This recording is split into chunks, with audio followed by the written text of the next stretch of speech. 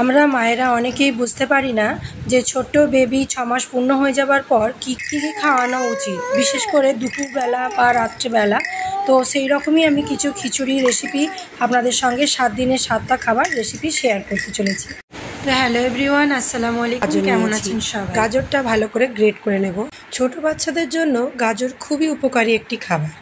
এতে থাকা vitamin A দৃষ্টিশক্তি বাড়াতে সাহায্য করে এবং রোগ প্রতিরোধ ক্ষমতা বাড়ায়।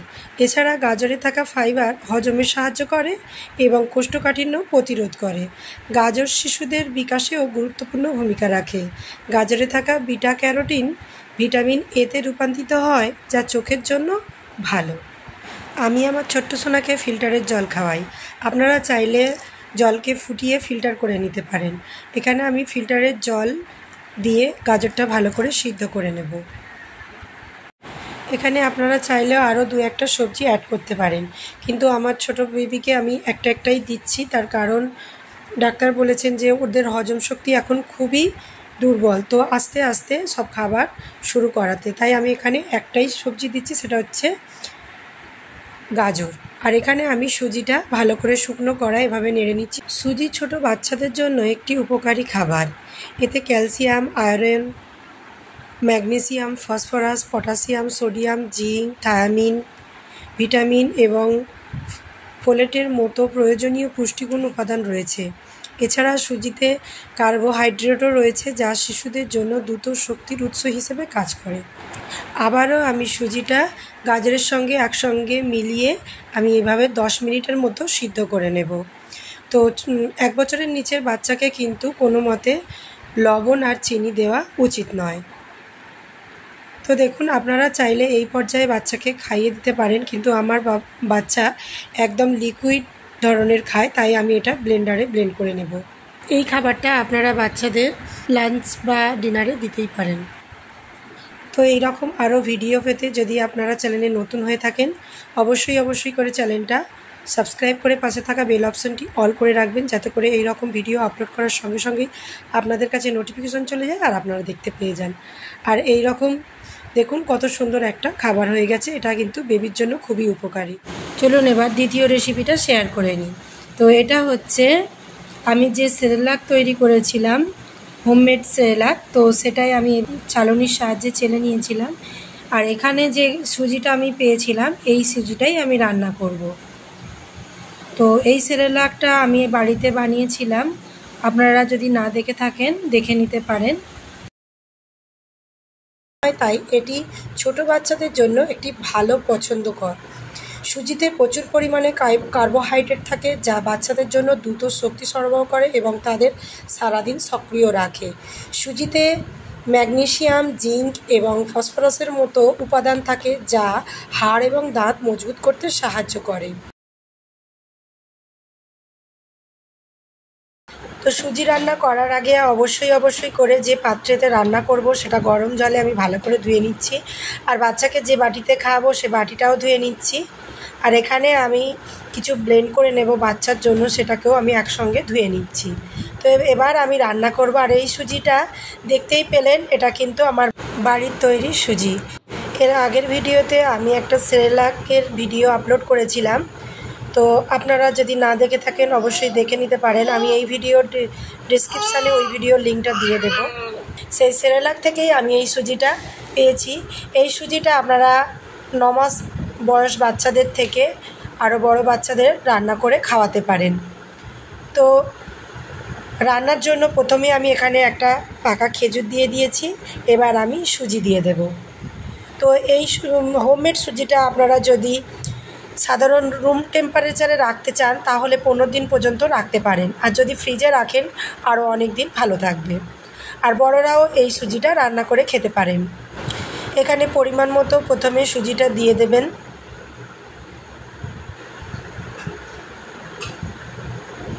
আর 1 বছরের নিচে বাচ্চাদের লবণ আর চিনিটা স্কিপ করাই ভালো, এতে বাচ্চাদের ওজন বৃদ্ধি হয় না।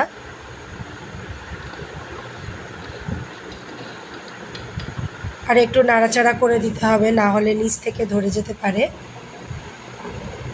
এটা আমি 15 মিনিটের মতো রান্না করে নেব। আপনারা বুঝতেই পারবেন রান্না হয়ে গেলে।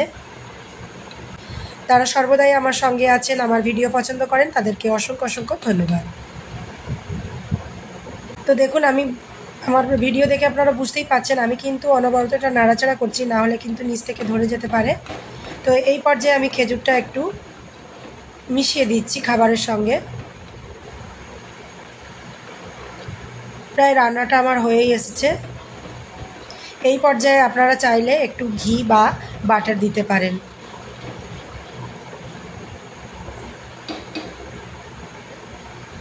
তো এই রেসিপিটি আপনাদের কাছে কেমন লেগেছে অবশ্যই জানাবেন। যদি ভালো লাগে অবশ্যই করে একটা লাইক করবেন, আর আপনার চেনা জানা নতুন মায়েদের সঙ্গে একটু শেয়ার করে দেবেন।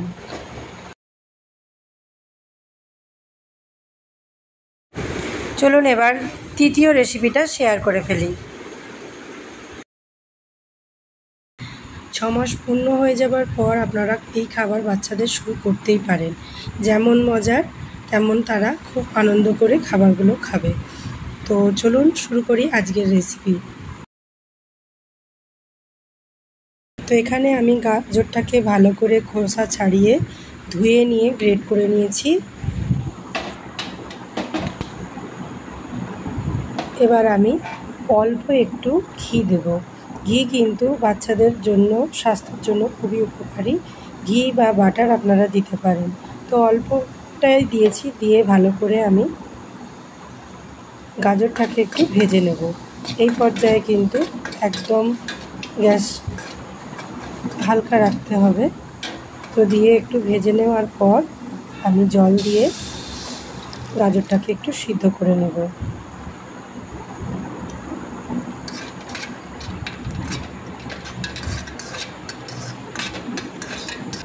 ছোটদের খাবার যতদিন না 1 বছর হচ্ছে লবণ আর চিনিটা না দেওয়াই ভালো।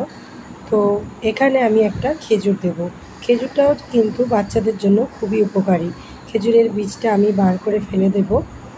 এবারে খেজুরটাও দিয়ে দেব, তাহলে খাবারটা আরও টেস্ট আসবে। তো খেজুর আর গাজরটা সিদ্ধ হয়ে যাবার পর আমি এখানে সেরেলাক দিয়ে দেব 3 টেবিল চামচ। এই সেরেলাকটা কিন্তু আমি বাড়িতেই বানিয়েছি। আপনারা যদি না দেখে থাকেন তাহলে আমি এই ভিডিও ডেসক্রিপশানে ওই ভিডিওর লিঙ্কটা শেয়ার করে দেব, দেখে নিতে পারেন।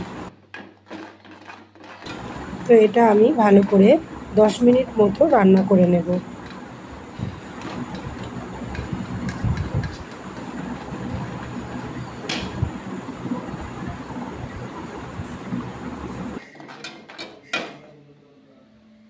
এখানে একটু পাতলা বলে মনে হচ্ছে, তাই একটু জোর দিয়ে আমি জলটা আরেকটু শুকিয়ে নেব। আর কিন্তু একভাবে নাড়াচাড়া করতে হবে, না হলে কিন্তু নিচ থেকে ধরে যেতে পারে। আর বাচ্চাদের একটু ভালোভাবে রান্না করে দিলে কিন্তু ওরা খুব মজা নিয়েই খাবে, আর ওরা এক জিনিস বারবার খেতে চায় না।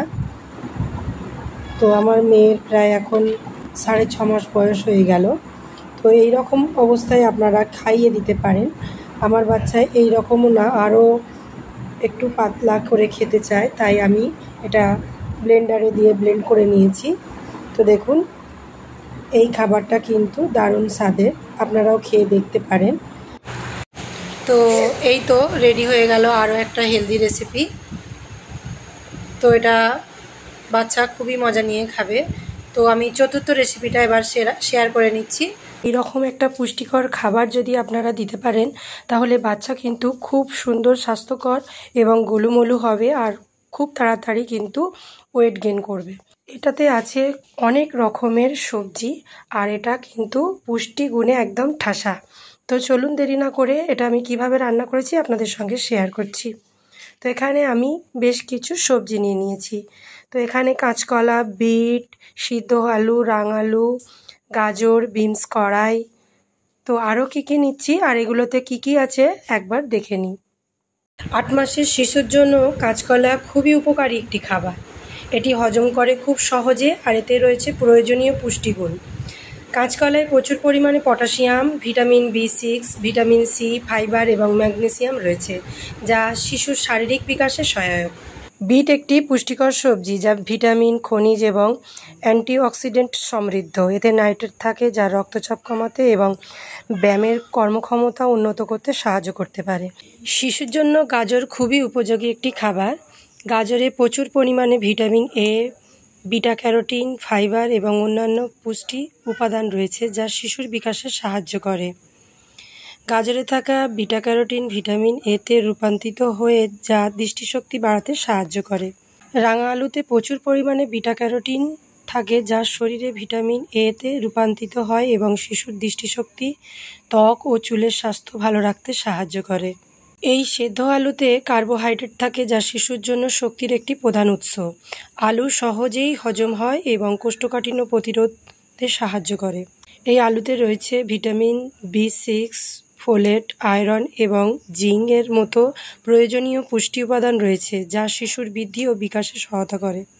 এই মুগ ডাল সহজেই হজম হয় এবং প্রয়োজনীয় পুষ্টি সরবরাহ করে। মুগ ডালে প্রোটিনের একটি ভালো উৎস যা শিশুর পেশি এবং টিস্যু গঠনে সাহায্য করে। এছাড়াও মুগ ডালে ভিটামিন ও মিনারেল থাকে যা শিশুর বিকাশের জন্য অপরিহার্য। তাই বাচ্চাকে এই রকম একটা খিচুড়ি বানিয়ে দিনে 2 বার দিতেই পারে। রেসিপিটা কিন্তু খুব সহজ আর হাতে সময় কম থাকার কারণে আপনাদের সঙ্গে শেয়ার করব যে আপনাদেরও যদি সুবিধা হয়।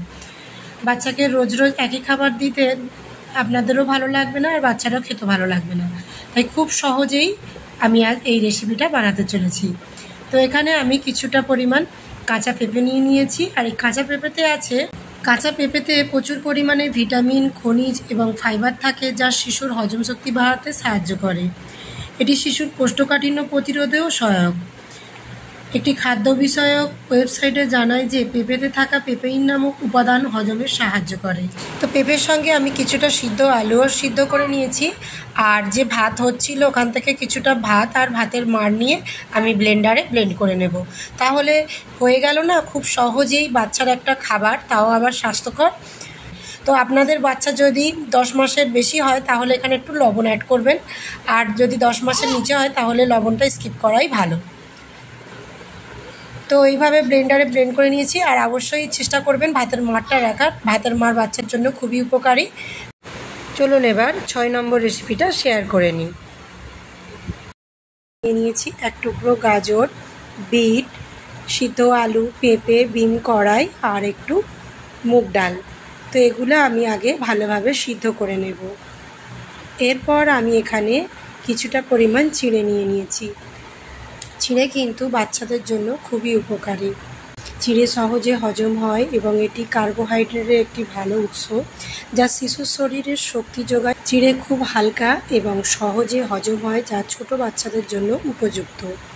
চিড়ে শর্করা সমৃদ্ধ যা শিশুর শরীরে দ্রুত শক্তি সরবরাহ করে। চিড়ে খেলে শিশুর ওজন দ্রুত বাড়ে যা তাদের স্বাস্থ্যকর বিকাশে সাহায্য করে। চিড়ে হজম হতে সহজ হওয়ায় এটি কোষ্ঠকাঠিন্য কমাতে সাহায্য করে। কিছু গবেষণায় দেখা গেছে যে চিড়ে খেলে শিশুদের ঘুম ভালো হয়। চিড়ে খেলে সাধারণত পেট ঠান্ডা থাকে যা গরমের দিনে স্বস্তি এনে দেয়। চিড়েটাকে আমি জল পাল্টে বেশ কয়েকবার ধুয়ে নিয়েছি। এবার যে আমার ভেজিটেবলগুলো আছে সেগুলো সিদ্ধ হয়ে গিয়েছে। এবার আমি চিড়েটা দিয়ে দিয়েছি। এবার আমি এখানে প্রায় 2 মিনিটের মতো রান্না করে নেব। চিড়ে কিন্তু সিদ্ধ হতে বেশিক্ষণ সময় লাগে না, তাই রান্নাটা তাড়াতাড়ি হয়ে যাবে। ঢাকা দিয়ে আমি 2 মিনিট রান্না করে নিচ্ছি। আপনারা চাইলে এই পর্যায়ে আপনাদের বাচ্চাদের খাওয়াতে পারেন। তো আপনার বাচ্চা যদি 10 মাস বয়সের নিচে হয় তাহলে আপনারা লবণটা স্কিপ করতে পারেন।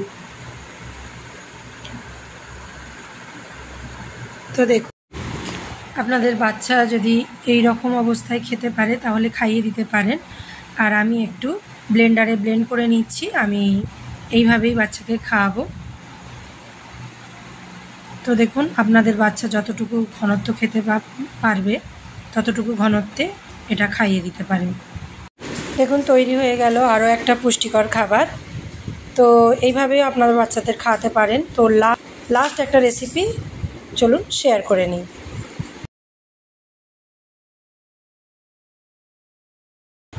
তো খুবই সহজ আর খুবই পুষ্টিকর একটা খাবার রেসিপি শেয়ার করব। তো প্রথমেই আমি এখানে চিঁড়ে দিয়ে নেব। আমি এই চিঁড়েটাকে বেশ কয়েকবার প্লেন জল দিয়ে ধুয়ে নিয়েছি। চিঁড়েতে থাকা ময়লা এতে করে চলে যাবে। আর এখানে আমি বাটার নিয়েছি, আমুল বাটারটা নিয়েছি। আর চেষ্টা করবেন বাচ্চাকে একটু বাটার খাবারে অ্যাড করার জন্য। বাটারে আছে ভিটামিন এ, ডি, ই এবং কে থাকে, যা শিশুর দৃষ্টিশক্তি, হাড়ের গঠন এবং রোগ প্রতিরোধ ক্ষমতা বাড়াতে সাহায্য করে। অল্প পরিমাণে বাটার ব্যবহার করা উচিত, বিশেষ করে শিশুর যখন কঠিন খাবার শুরু হয়। এখানে আমি বাটারটা গলিয়ে নেওয়ার পর চিঁড়েগুলোকে ধুয়ে হালকা আঁচে একটু নাড়াচাড়া করে নেব প্রায় আধা মিনিট পর্যন্ত। তো এখানে ভালো করে ভাজা হয়ে গেলে ও যেই জলটা খায় সেই জল দিয়ে আমি 2 মিনিট রান্না করে নেব।